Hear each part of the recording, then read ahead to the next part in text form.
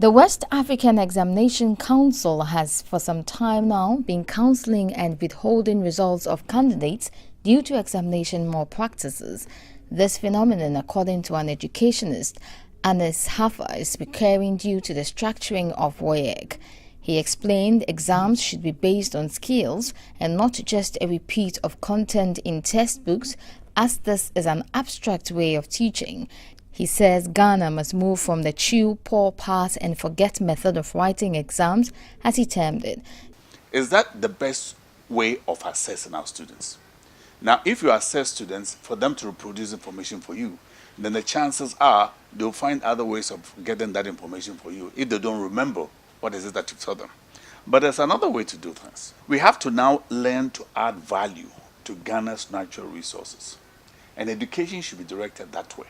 This business of copying from the textbook onto the chalkboard, back into exercise books, and students memorizing them to reproduce them for examinations, those days are gone.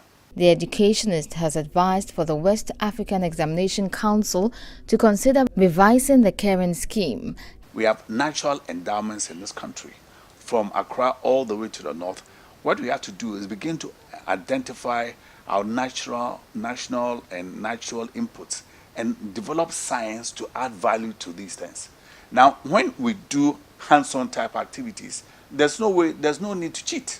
For example, if you work on projects, and we have projects as a form of assessment with WAEC, they should begin to direct their attention that way, where we are not just memorizing information for you. We have to now make sure that every child or every young person in this country passes. Not all people want to be copying things and producing them for exams. Now, a lot of people are not that way inclined.